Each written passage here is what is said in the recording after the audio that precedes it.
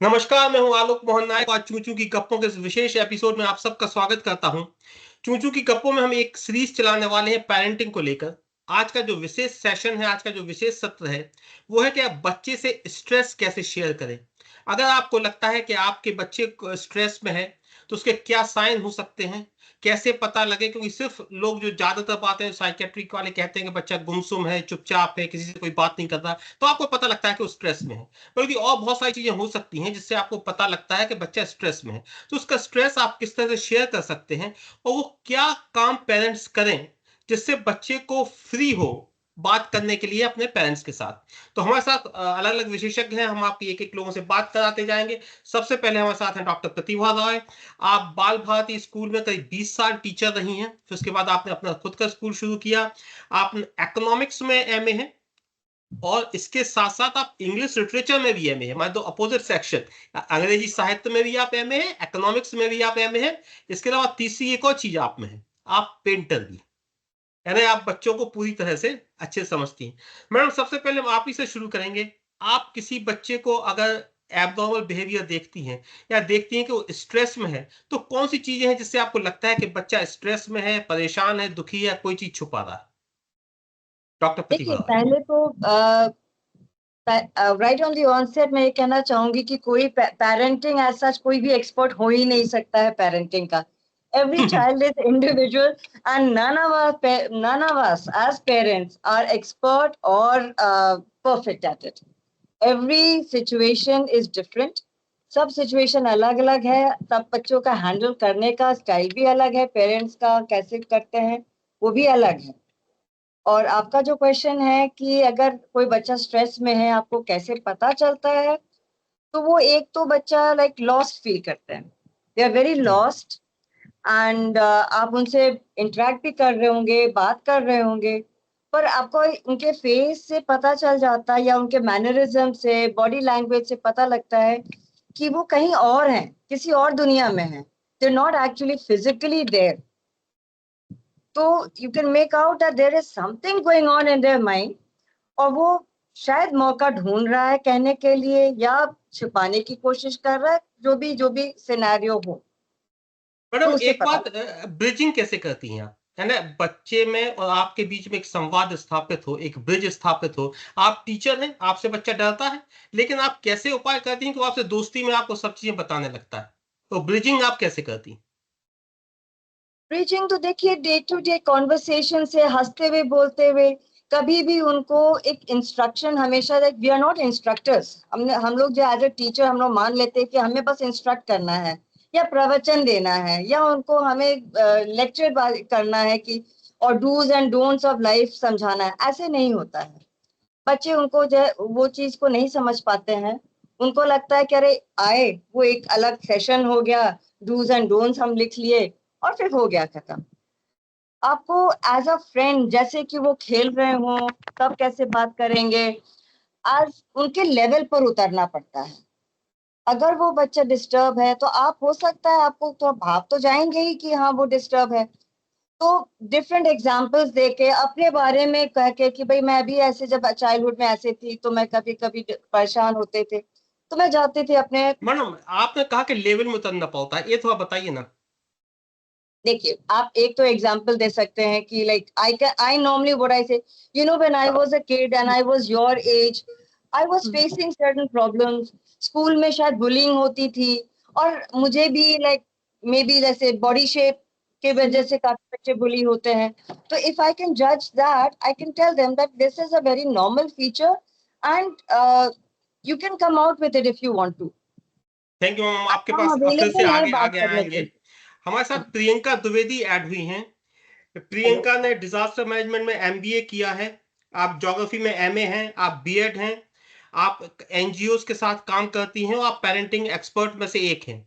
मैं प्रियंका जी के पास आऊंगा, मैं उनको वेलकम करता हूं। मैं चलता हूं मैडम प्रसून नायक के पास, जिन्होंने जूलॉजी में एमएससी किया है, और आपने एडमिनिस्ट्रेटिव सर्विस को रिजाइन करके उस तरफ ना जाके आपने टीचरशिप चूज की हो, पूरी जिंदगी आप टीचर रही, केंद्रीय विद्यालय में आप प्रिंसिपल रही।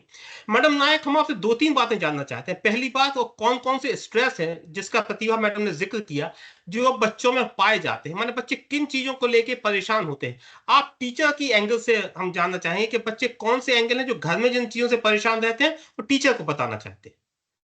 एक तो ये बात है कि केंद्रीय विद्यालय एक अलग टाइप का विद्यालय है। हम लोग बच्चों को, जैसे बच्चा होमवर्क नहीं करता या कम नंबर लेके आता है, तो उससे बड़े प्यार से कहते हैं कारण बताओ कि तुमने होमवर्क क्यों नहीं किया, बजाय इसके कि पनिशमेंट देने। तो कई बार बच्चे बहाने बनाते हैं, हम उनके बहाने भी सच मानना पाते हैं, जबकि हमें पता है कि वो झूठ बोल रहा है, अच्छे से पता है कि ये झूठ बोल रहा है। तो बच्चा धीरे धीरे हमसे खुलता है। एक बच्चे की ऐसी कहानी है कि आप लोगों को सुन के आश्चर्य होगा। एक बच्चा बहुत शैतान था क्लास में, और उसको टीचर से बोलता था पानी पीने जा, तो टीचर कहता था पूरी पीरियड क्लास में माता। और क्योंकि वो खुद भी नहीं पाता था और पढ़ने में भी नहीं देता था, ऐसे बच्चे को कोई नहीं सोचेगा कि ये स्ट्रेस में। मैंने बुला के पूछा कि क्या बात है, तुम्हें अच्छा नहीं लगता पढ़ना कि क्या है। बच्चों ने बताया कि मैडम इसके घर एक दिन हम गए थे, इसके पापा पुलिस में है, तो इसको हथकड़ी डाल के और सोफे पे बिठाए थे और इसका कुत्ता छूटा हुआ था।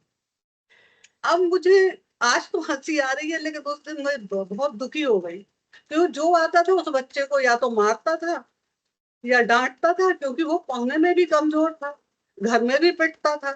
तो वो कितने अधिक स्ट्रेस में रहता था कि वो उधम करके अपना स्ट्रेस निकालता।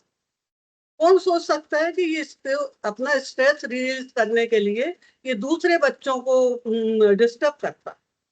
तो मैंने उनके फादर को बुलाया, उनसे हाथ जोड़ के निवेदन किया कि आप इस तरह से मत सुधारिए अपने बच्चे को। आपने तो हथकड़ी से बिल्कुल आपने उसका डर खत्म कर दिया। जो भी क्राइम करेगा, चोरी करेगा, उसको हथकड़ी से डर ही नहीं लगेगा। तो आप ये बताइए, आप बच्चे को बना क्या रहे हैं? इस तरह से कई बार पेरेंट्स बिहेव करते हैं कि बच्चा बहुत ज्यादा स्ट्रेस में रहता है, उसको कोई ग्राउंड नहीं है कि वो अपना जो एनर्जी है उसको रिलीज कर सके। कोई भी इस तरह का काम रचनात्मक उसको नहीं दिया जाता, बल्कि हथकड़ी डाल के बिठा दिया जाता है। तो ऐसे बच्चों के लिए हम लोग बगल में बैठाते हैं, उनका काम पूरा कराते हैं, जिससे कि बच्चा थोड़ा रिलैक्स हो और आगे बढ़े। ओमप्रीत मैडम के पास चलते हैं। ओमप्रीत मैडम हम लोग यूनाइटेड स्टेट्स ऑफ अमेरिका से ज्वाइन कर रही हैं। आप डेटा एनालिस्ट हैं। मैडम, आप कैसी मम्मी, स्ट्रिक्ट मम्मी है या दोस्त वाली मम्मी है? जब मैं छोटी थी तो मुझे बताया जाता था, मतलब मैंने सुना था, सबने जब मेरी बेटी हुई तो मुझे सबने बताया कि कुछ एजेस होती हैं, एक कैटेगराइजेशन होती है। आप सब टीचर्स हैं and I really respect all the teachers because मेरी खुद की सिस्टर डीपीएस में टीचर है बहुत सालों से। तो उन लोगों ने मुझे बताया कि एक सर्टेन एज होती है बच्चों की जिसमें कहीं आपको स्ट्रिक्ट होना पड़ता है, फिर आपको फ्रेंड बनना पड़ता है, फिर आप उनको एक एक कलीग या आप उनके सेम एज के जो होते हैं उनके साथ आप उस तरह से बिहेव करें। Very nice. तो फर्स्ट पहले 5 साल आप उनको एक्सप्लोर करने दें। आप उनको ज़्यादा कुछ बोले ना, लेकिन आप एज़ अ पेरेंट एक अच्छी मिसाल बने उनके सामने, क्योंकि हम समझते हैं बच्चा है, बच्चा नेगलेक्ट कर रहा है, बच्चे को क्या पता हम क्या बात कर रहे हैं। लेकिन बच्चे का क्योंकि उसे दुनिया की इतनी जानकारी नहीं होती, जो मेरे पिताजी ने मुझे सिखाया। तो बच्चा आपकी हर चीज़ देखता ज़रूर है, चाहे वो समझे ना, बट उसके सबकॉन्शियस में जाती है पहले 5 साल। 5 से 10 साल you have to be little bit okay with them, like थोड़ा-थोड़ा उन्हें प्यार से समझाइए, नहीं समझता है हल्का सा डाँटिए। लेकिन 10 से लेके जो 17 साल तक की एज है, उसमें आपको उसका फ्रेंड ही बनना पड़ेगा because of many reasons. Because hormones change होते हैं, अब दुनिया भी बदल गई है। हम जब छोटे थे तो हमारे पिताजी हमें घूर के देख लेते थे, हम एक जगह बैठ जाते थे कि अरे! पिताजी मतलब गुस्सा हैं, हमको नहीं बात करनी है। अब आप वो नहीं कर सकते हैं, चाहे आप वो अमेरिका में हैं, चाहे आप इंडिया में हैं या दुनिया के किसी भी देश में हैं। तो आपको फ्रेंड बनना ही पड़ता है। तो अब मेरी बेटी हो गई है 10.5 साल की, तो अब मैं थोड़ी-सी स्ट्रिक्ट हो गई हूँ, जहाँ पे उसको मुझे जहाँ रोकना है, जहाँ क्योंकि अब उसकी चीज़ें मतलब उसका एक्सप्लोरेशन बहुत ज़्यादा बढ़ गया है। तो अब मैं एक थोड़ी-सी स्ट्रिक्ट मदर हूँ, लेकिन ये है कि मुझे उसको जो भी काम कराना है, जैसे मैडम ने ओमप्रीत, क्या बताया। कोई डिफरेंस आप पाती हैं इंडिया में और अमेरिका में बच्चों की पेरेंटिंग में, कोई डिफरेंस है क्या? आज की डेट में कोई पेरेंटिंग में डिफरेंस नहीं है, क्योंकि जैसे मैंने बताया मेरी सिस्टर भी टीचर हैं, उनका भी सेम, जैसे यहाँ पे आप बच्चे को या किसी को भी आप हाथ नहीं लगा सकते। आप अगर हाथ लगाते हैं तो फिजिकल टच में, अब्यूज में आता है। उसमें अगर बच्चा अनकंफर्टेबल है तो वो आपकी कंप्लेन कर देगा एंड देन फिर वो चाइल्ड वेलफेयर में जाके बहुत सारे एक्शंस होते हैं यहाँ पे। सिमिलर हो गया अब इंडिया में भी, बिकॉज मेरी टीचर दीदी टीपीएस में पढ़ाती हैं एज ए टीचर, तो उन्होंने बताया कि हम टच नहीं कर सकते हैं बच्चे को, हम ऊंचा नहीं बोल सकते हैं। अगर हम ऊंचा बोलते हैं और बच्चा अगर कल को घर आके पेरेंट उसका कंप्लेन करते हैं बिकॉज इस टीचर ने ऊंचा बोला था, मेरा बच्चा स्ट्रेस में चला गया, चलिए तो वो भी नहीं प्रियंका कर सकते। द्विवेदी के पास चलते हैं, उनसे पूछते हैं, प्रियंका आपके कितने बच्चे हैं, किस एज के हैं? मेरे एक बेटा और एक बेटी है। बेटी मेरी 22 इयर्स की है और बेटा अभी ही is going to be 15 in तो मैं जून। ओमप्रीत वाला क्वेश्चन आपसे भी पूछूंगा, आप स्ट्रिक्ट मम्मी हैं कि दोस्त वाली मम्मी हैं, कैसी हैं? एक्चुअली उन्होंने जो कहा कि कभी आपको स्ट्रिक्ट, मतलब जो ओमप्रीत जी ने कहा, मैं उससे बिल्कुल पूरी तरह से सहमत हूँ कि बच्चे को पालने का कोई एक सर्टेन तरीका नहीं होता है। आपको आवाज साफ आ रही है? हाँ एकदम साफ आ रही। जी जी। तो कभी आपको एक स्ट्रिक्ट मदर की तरह बिहेव करना पड़ता है, कभी फ्रेंड की तरह बिहेव करना पड़ता है, और टाइमली ये चीजें करनी पड़ती हैं। जैसे कि बच्चा जब एडोलेसेंस होता है या ग्रोइंग एज में होता है या प्यूबर्टी वाली एज में होता है, तो बहुत चीजें ऐसी होती हैं, क्यूरियोसिटी होती है। अगर बच्चा कई चीजें आपको, देखिए हम लोग के टाइम पे पहले बुलिंग वर्ड इतना यूज नहीं होता था जैसे आजकल। बुली बच्चे होते हैं, उनको बॉडी शेमिंग की जाती है, उनको नेम कॉलिंग की जाती है। तो ये चीज पहले इतनी नहीं थी, या हम लोग फ्रेंड्स में बात कर लेते थे और सिबलिंग्स भी ज्यादा होते थे। अब आजकल एक बच्चा होता है या दो बच्चा होता है। पहले 3 4 5 बच्चे आराम से होते थे और डिफरेंट डिफरेंट एज ग्रुप के होते थे, तो बच्चा जाके उनसे बात कर सकता था, अपने प्रियंका दिल एक की बात। इंपॉर्टेंट बात हमें समझनी है, आप ऐसे जी कैसा घर में माहौल बनाती है कि बच्चे आपको फ्रीली आपसे बात कर सके, आपको दोस्त समझ सके, जी। उसके लिए क्या एक्चुअली करना है? एक्चुअली उसके लिए जो, देखिए मेरा जो सबसे बड़ा फंडा था वो ये था कि अपनी गलतियां भी बच्चों को बताना, और उनको बताना वेरी कि मैंने ये गलतियां की थी बेटा अपने बचपन में, और अगर इनसे तुम सीख ले सको तो बहुत अच्छा है, ये चीजें तुम समझ सको तो बहुत अच्छा है। इन गलतियों को एटलीस्ट ना रिपीट करो अगली जनरेशन में, कम से कम ये चीज हो जाए कि वही सेम गलतियां रिपीट ना हो। चलो उनको भी अपनी गलतियां करने का अधिकार है, वो भी करेंगे, बट डिफरेंट गलतियां करेंगे। तो अगर आप अपनी गलतियां बच्चों को बताते हो तो उनको ये मालूम होता है कि पेरेंट्स ने भी गलतियां की हैं, और उनसे अभी कभी कोई गलती होती है या उनके दिमाग में कोई ऐसी बात है तो वो आके आपको बताएंगे। और वो सबसे अच्छा तरीका है कि वो अपनी किसी गलती से इतना डिस्टर्ब हो जाए अपने दोस्तों से या अपनी एज ग्रुप के लोगों से या इनएक्सपीरियंस लोगों से कोई सलाह लें, और वो भी गलत सलाह हो। इससे बेटर है कि वो पेरेंट्स के पास आके अपना दुख कह सके, अपनी कोई बात बता सके, अपने दिल की बात बता सके। बस मतलब मेरा ये हमारे साथ वर्तिका तोमर मैडम है, ये जर्नलिस्ट हैं, आपने बीबीसी में, एनडीटीवी में, यूनाइटेड नेशंस के साथ, ऑल इंडिया रेडियो के साथ आपने काम किया है, जो बेस्ट इंस्टीट्यूट्स हैं वर्ल्ड के, दुनिया के, उन सब के साथ आप जर्नलिस्ट रही हैं। वर्तिका, आप किस तरह की पेरेंटिंग में भरोसा रखती हैं, स्ट्रिक्ट पनिशमेंट वाली या दोस्ती प्रेम वाली? आपका माइक बंद है वर्तिका, वर्तिका आपका माइक बंद है। हाँ सभी अब को ठीक। नमस्कार। देश दुनिया की पत्रकारिता करने के बाद और अंतर्राष्ट्रीय जगत पर मीडिया से जुड़ने के बाद मैं ये समझ पाई कि हमारी पूरी दुनिया में जितने मसले हैं, शायद वो अगर बेहतर पेरेंटिंग लोग करें अपने बच्चों की तो बहुत से मसले हल किए जा सकते हैं। और मैं इस नतीजे पे निकली, और उसके बाद में हम एक नया इनिशिएटिव, मीडो हब हमारा इनिशिएटिव है जो हम लेकर आए 0 to 3 years के बच्चों के लिए। और वो बेसिकली हमारी पेरेंटिंग का जो तरीका है वो बहुत ही रिसर्च बेस्ड मुझे लगता है कि होना चाहिए शुरू, खास करके जो छोटे बच्चे हैं।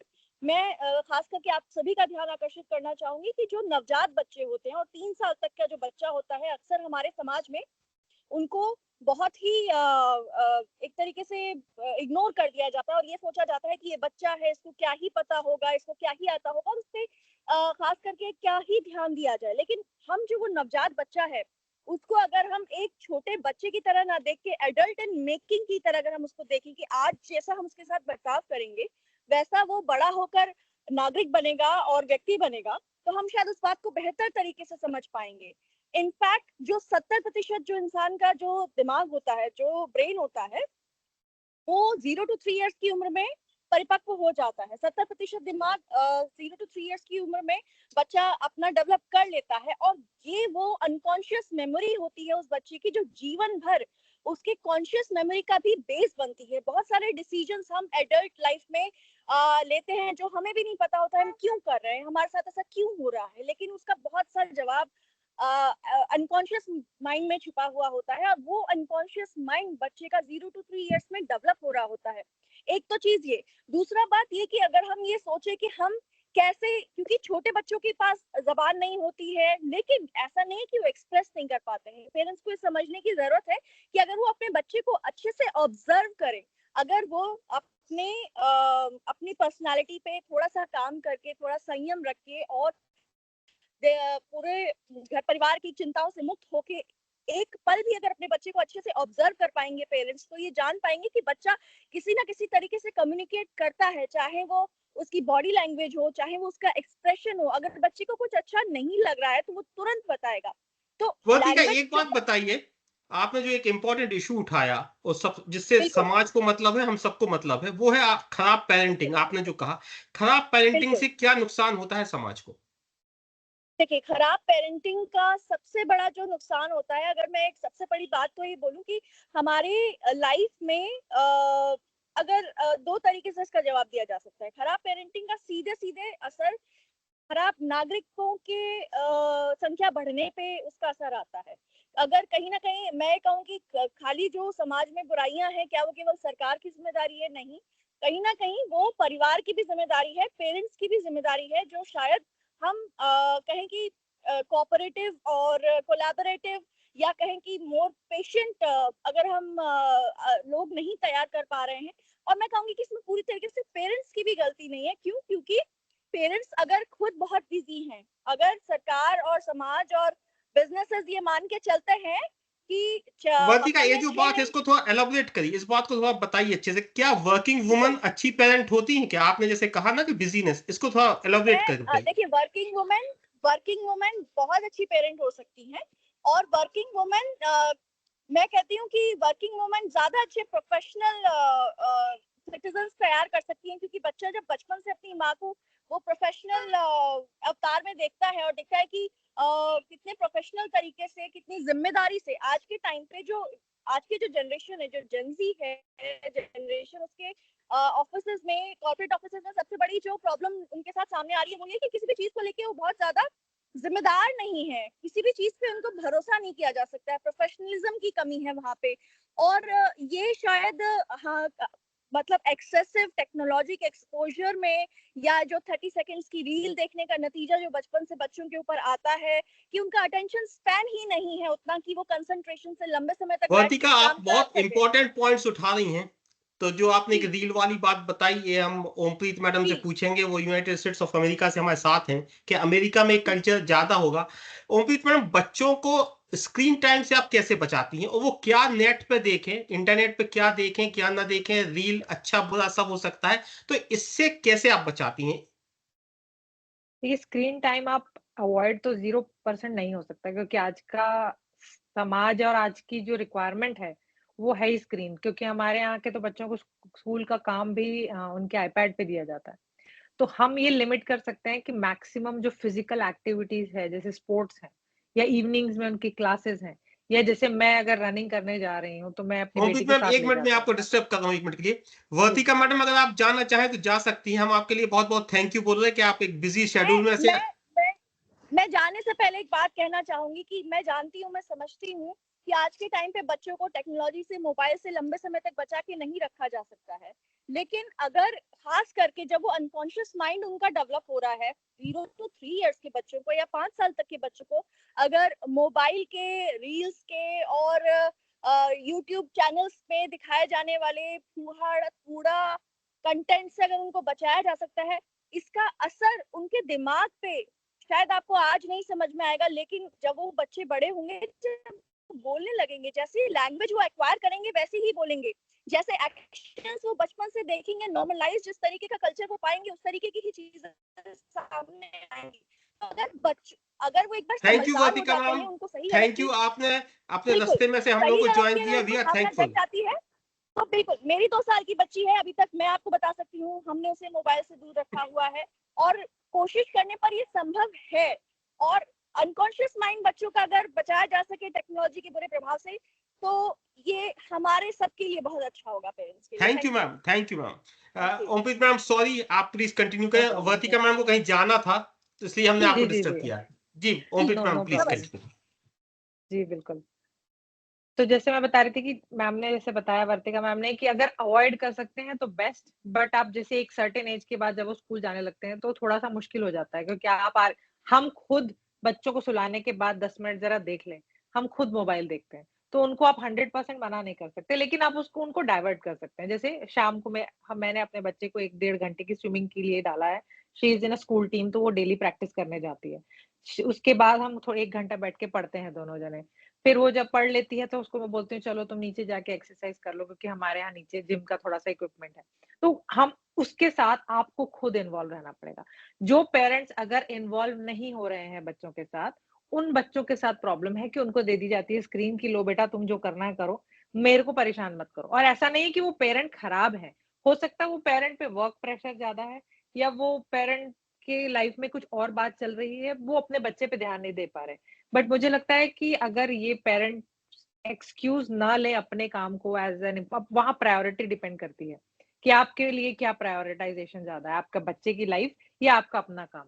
अगर आप थोड़ा सा ब्रेक लेते, क्योंकि मैं भी आईटी में, मैं सुबह जल्दी लॉग इन कर लेती हूँ इसलिए कि ताकि मेरे को शाम को बच्चे आने के बाद मैं उसको 2 घंटे एटलीस्ट दे सकूं अपने दिन का। उसके बाद मैं भी फ्री हूँ, वो भी फ्री है। तो हर जगह हेलीकॉप्टर पेरेंटिंग भी नहीं कर सकते हैं, लेकिन आप उसको एज अ एग्जाम्पल खुद सेट हो गए। जैसे मैं भी अगर दिन भर स्क्रीन में रहूंगी तो मुझे देख के बच्चा स्क्रीन पे रहेगा। प्रियंका तो मैडम से बात समझते हैं। प्रियंका मैडम, आपने जॉब इसलिए रिजाइन किया कि आप ज्यादा से ज्यादा समय बच्चों को दे सकें। तो पेरेंटिंग में जो ओमप्रीत मैडम ने एक इंपॉर्टेंट बात उठाई, कितना टाइम आप बच्चों के साथ स्पेंड करते हैं, ये भी इंपॉर्टेंट है। तो प्रियंका मैडम, हम आपसे जानना चाहेंगे कि बच्चों के साथ जो टाइम आप स्पेंड करते हैं उसका कितना असर अच्छी पेरेंटिंग में होता है। आपका माइक ऑफ है प्रियंका मैडम। जी जी। एक्चुअली ये बहुत इम्पोर्टेंट है बच्चों के साथ टाइम स्पेंड करना, क्योंकि बच्चे टाइम मांगते हैं, और अगर आपने टाइम उनके साथ स्पेंड नहीं किया तो वो फिर अपना कुछ उनको चाहिए, या तो फिर वो टीवी के सामने बैठेंगे कि आप कुछ लगा दो और वो देखते रहें। अगर आप इफेक्टिवली एफिशिएंटली उनके साथ इन्वॉल्व नहीं हो पा रहे हैं तो वो फिर प्रॉब्लमेटिक है। तो कुछ ना कुछ आपको, अच्छा, जो पेरेंट्स, जैसे ओमप्रीत मैम ने कहा कि जो पेरेंट्स सोचते हैं कि चलो इसको करने दो, जो कर रहा है हम अपना कुछ करते हैं, या हम भी इंजॉय कर लें, या हम भी चलो अभी ऑफिस से थके हुए आए हैं, हमें भी तो अपना टाइम चाहिए। तो बच्चे को भी तो वो टाइम चाहिए जो आपका टाइम है आपके लिए, वो बच्चे का भी टाइम है आपका उसके साथ। तो ये चीज बहुत इम्पोर्टेंट। और जी प्रियंका मैडम जी। उससे कुछ ऐसी एक्टिविटीज जो आप और बच्चे कॉमन कर सके, या आपका बच्चा जो एंजॉय करता हो, उस तरह की कुछ एक्टिविटीज आप रख लें। तो हम लोग तो छोटे छोटे गेम्स बनाए थे, मेरी डॉटर ने ही बनाए थे, या मेरा बेटा जब छोटे थे, ये अब तो बड़े हो गए, वो एज ये पार कर ली इन्होंने, तो हम वो गेम्स भी खेलते थे। जी चलिए प्रतिभा वाय मैडम के पास चलते हैं। मैडम, आपकी क्लास में इतने सारे बच्चे होते हैं, ये पॉसिबल नहीं है कि आप हर बच्चे के पास जाके उससे बात कर सकें, हर बच्चे को समझ सकें कि वो क्या स्ट्रेस में है, क्या परेशानी में। पॉसिबल एक टीचर के लिए नहीं होता, इतने सारे बच्चे होते हैं। लेकिन फिर भी आप लोग क्या फॉर्मूला अपनाते हैं कि आप लगभग लगभग, हमने देखा है कि टीचर्स में भगवान जाने क्या शक्ति देता है कि वो हर बच्चे के मन अंदर तक पहुंच जाता है। तो ये आप लोग कैसे करते हैं, क्या फॉर्मूला है कि आप हर बच्चे के मन तक पहुंच जाते हैं? देखिए, कहने को बहुत सारे बच्चे हैं, हम लोग कैसे करेंगे, बट आप रोज मिल रहे हैं उनसे, तो कभी आधा घंटा किसी एक बच्चे से आप, एक बार ध्यान तो जाता ही है कि भाई देयर समथिंग रॉन्ग, इस यहाँ पर कुछ गड़बड़ है, या मैं उससे थोड़ा सा उसको और उसको इंक्लूसिव करूं अपने कॉन्वर्सेशन में। तो अगर हम 5 मिनट्स भी रोज कहीं ना कहीं से निकालें हर बच्चे के लिए, तो हो जाता है। ऐसा कोई बहुत बड़ी बात नहीं है, 40 की क्या क्लास बहुत बड़ी नहीं होती है। मैं हमारा अपना टाइम पर्सनल खत्म हो रहा एक्सपीरियंस है, ये है। हमारा टाइम खत्म हो रहा है। मैं आखिरी बार डॉक्टर प्रसून नायक के पास जाऊंगा, उनसे पूछूंगा कि आप बच्चों के लिए आखिरी में क्या सलाह देंगी पेरेंट्स को, कि वो किस तरह से एक्ट करें कि बच्चे उनके दोस्त रहें और प्रॉब्लम क्रिएट ना हो। आपको 2 मिनट में जवाब देना होगा, हमारा टाइम खत्म हो रहा है। मैडम नायक। हाँ, कभी कभी ऐसे एक्सपीरियंस आए हैं कि बच्चों ने शिकायत की कि हमारी मम्मी टीवी देखती, हम पढ़ नहीं पाते, हमारे पापा न्यूज देखते हैं, हम पढ़ नहीं पाते। आंटी लोग आती हैं, वो गप्पे करती हैं और मम्मी हमें चाय बनाने या बाजार भेज देती नाश्ते के लिए, वही हमारा पढ़ने का टाइम होता है। तो जनरली ये बहुत कॉमन समस्या है, बच्चों ने शिकायत की। तो हमारी पेरेंट्स से रिक्वेस्ट है, जो वर्किंग लेडीज हैं वो आप लोगों ने बताया, ये तो सही है कि वो काफी मनोवैज्ञानिक ढंग से अपने बच्चों को ट्रीट करती, उनको समय भी देती। लेकिन जो घर में रहने वाली लेडीज हैं, उनसे रिक्वेस्ट है कि अपने बच्चों को सही रूप से समझे, वो किस बात से परेशान है, उसको क्या प्रॉब्लम है। पता चला कि मैथ्स में प्रॉब्लम है, पापा ने डांट के भगा दिया। और टीचर, एक तो ऐसा केस मेरे सामने आया कि जो टीचर पढ़ाने आता था, पेरेंट्स देखते नहीं थे, वो गंदी फिल्में मोबाइल में लेके आता था, बच्चे को दिखाता। वो बच्चे ने हमें बताया। मैंने पेरेंट्स को बुला के बोला कि आप किस टीचर को आपने ट्यूशन के लिए लगाया। तो ये विषय बहुत ब्रॉड है, इसको आधा अगली घंटे बार में, मैडम 2 जो मिनट हमारा में। सब्जेक्ट होगा वो ट्यूशन पे होगा कि ट्यूशन के टीचर तो से आप लोग कैसे करें। मैं बहुत बहुत धन्यवाद देता हूं आप लोगों को कि आप लोगों ने इतनी अच्छी बातें बताई, और मैं कोशिश करूंगा कि आपकी जो रिकॉर्डिंग है मेरी माँ जरूर देखे। मैं उस पूरी रिकॉर्डिंग को अपनी माँ को दिखाऊंगा कि देखिए, और अच्छी पेरेंटिंग आपने की या नहीं की, इसको देखिए।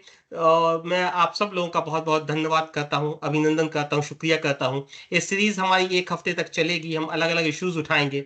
जहां नायक मैडम ने खत्म किया है कि ट्यूशन जो टीचर्स बच्चों को पढ़ाने आते हैं उनका क्या कैरेक्टर होना चाहिए, कैसे होना चाहिए, अगला विषय मेरा ये होगा। मैं आप लोगों को बार बार रिक्वेस्ट करता रहूंगा, इस हफ्ते में मैं कोशिश करूंगा कि आप लोगों से और भी आगे मिलता रहूं। बहुत बहुत धन्यवाद, बहुत बहुत शुक्रिया, आप लोगों का अभिनंदन। Thank you so much. Good night, शुभ रात्रि। Thank you sir.